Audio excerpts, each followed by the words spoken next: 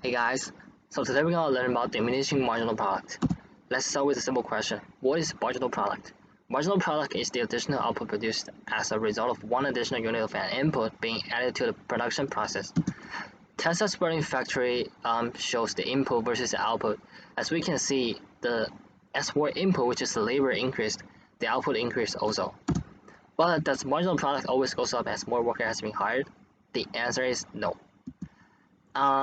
Let's say still same factory, but this time they only have 1,000 machine, which is fixed in short run. If they hire between 1 to 1,000 workers,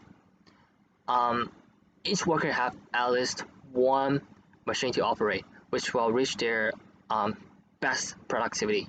So the increasing input causes a huge increase in output. We call it increasing return.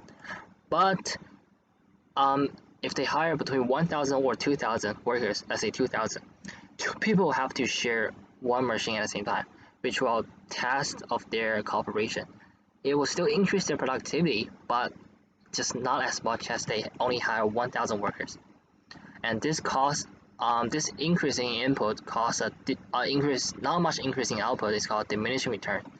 But at a certain point where they hire more than 2,000 workers, let's say 3,000, three people have to share one machine at the same time. And due to the limited space of the factory, and this increasing input, which is the amount of workers, will not increase their productivity, but also drag down their productivity.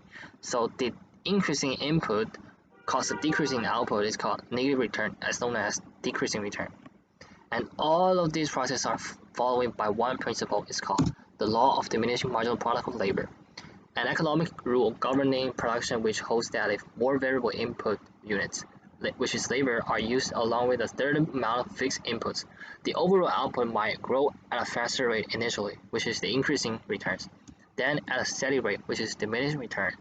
But ultimately, it will grow at a declining rate, which is negative returns. And now the final question: how much should a company sell or produce goods?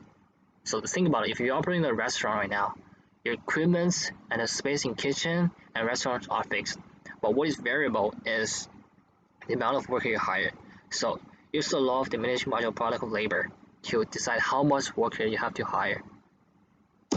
And today we'll learn about what is marginal product and the law of diminishing marginal product of labor and how does it operate in real life. Hope you guys enjoyed this course, and these are my citations.